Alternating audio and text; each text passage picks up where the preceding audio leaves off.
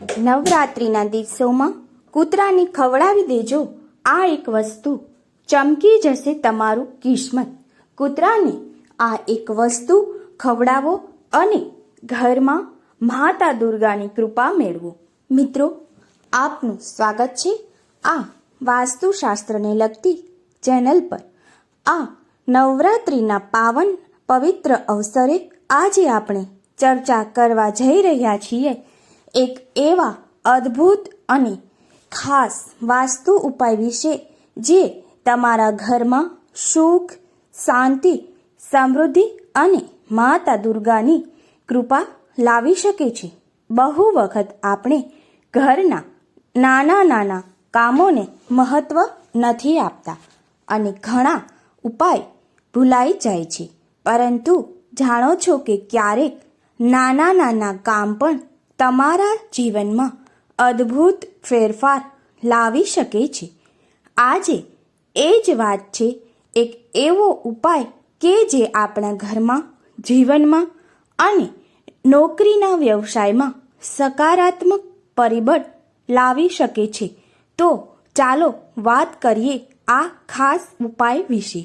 આમ તો રોજ આપણે કૂતરાને રોટલી ખવડાવતા હોઈએ છીએ, પરંતુ આ અમુક ખાસ દિવસોમાં જો આવા ખાસ ઉપાય કરવામાં આવે તો તે આપણા જીવનમાં સકારાત્મકતા લાવે છે. તેના લીધે આપણા ઘરમાં સુખ સમૃદ્ધિનો માર્ગ ખુલે છે. જે વસ્તુ આપણે યોગ્ય સમયે યોગ્ય ઉપાય કરીને કરીએ તો તેનો આપણને અચૂક ફળ મળે છે.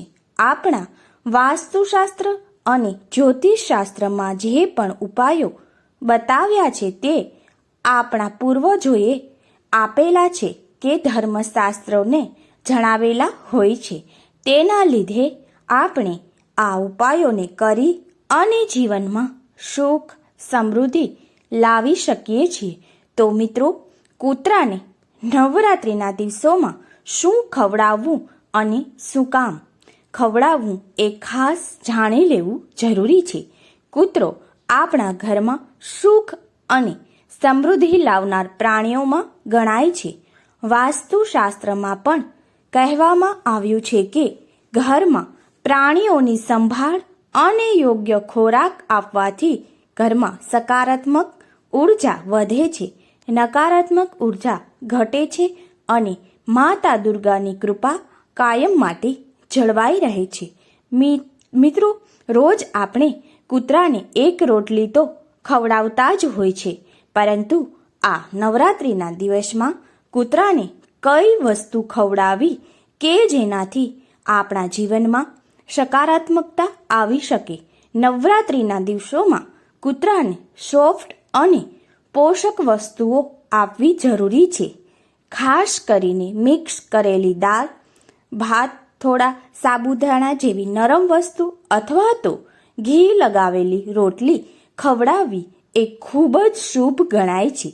ક્યારેક કૂતરાના ખાસ તૈયાર કરેલા લાડુ કે બીજા પોષક તત્વોવાળો ખોરાક આપી શકાય છે. મિત્રો, એક વાતનું ખાસ ધ્યાન રાખવું કે તમે કોઈ પણ વસ્તુનું દાન કરો કે જે ગરીબ માણસ હોય કે કૂતરા હોય, તેની ક્યારેય પણ તેને હાનિકારક કે જંક ફૂડ ના આપવું.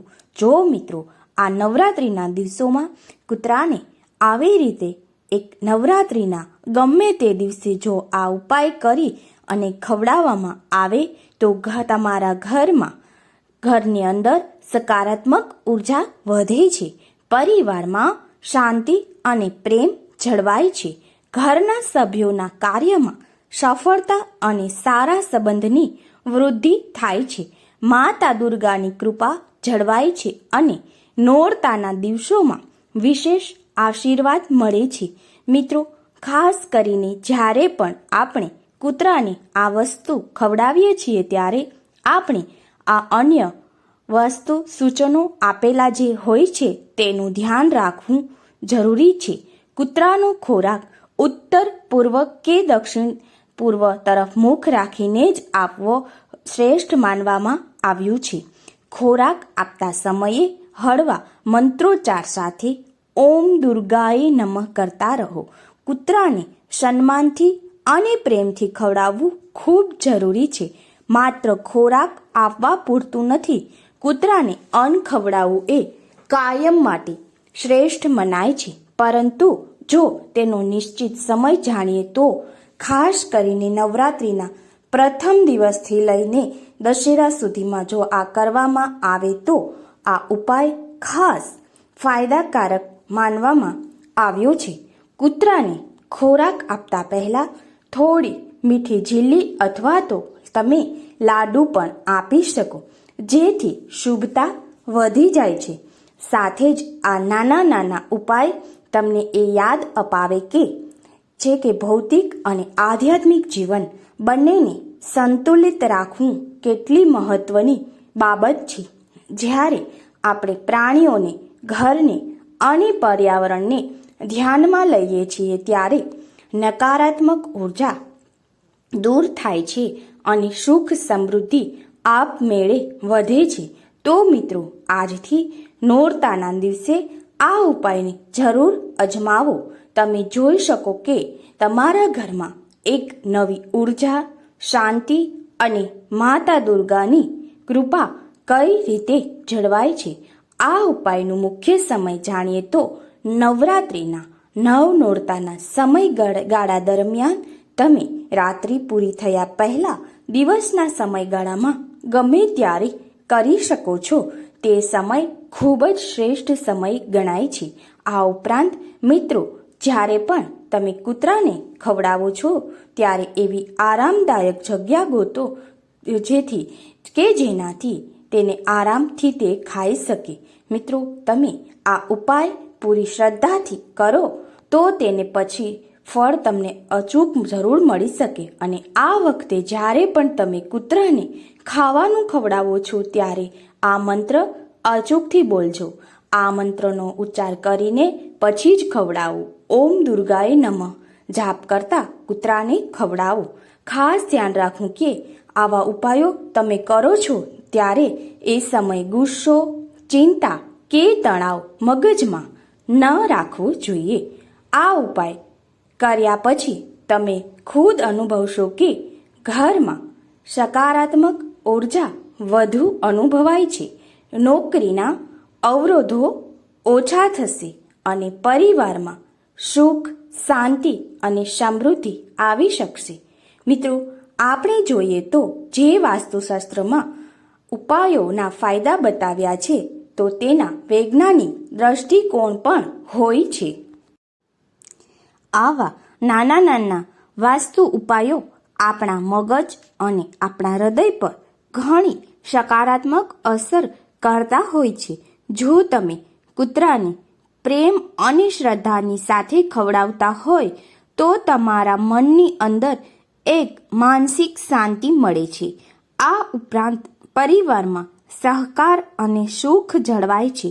ઘરમાં સુખ, સમૃદ્ધિ અને ખુશાલી આવે છે. કૂતરાને પ્રેમ અને શ્રદ્ધા સાથે ખવડાવવાથી માનસિક શાંતિ મળે છે.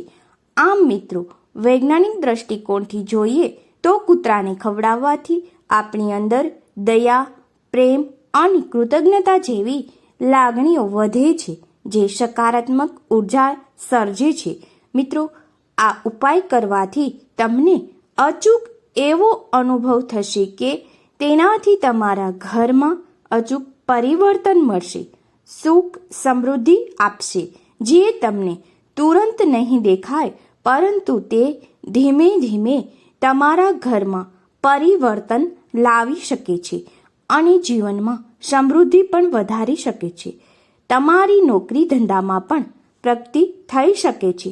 તો મિત્રો, આ નવરાત્રિ પૂર્ણ થાય તે પહેલાં એક વાત યાદ રાખવી કે જો તમે આ દિવસોમાં કૂતરાને માત્ર ખવડાવવું જ નહીં પરંતુ શ્રદ્ધા સાથે આ કામ કરવું તે અત્યંત જરૂરી છે.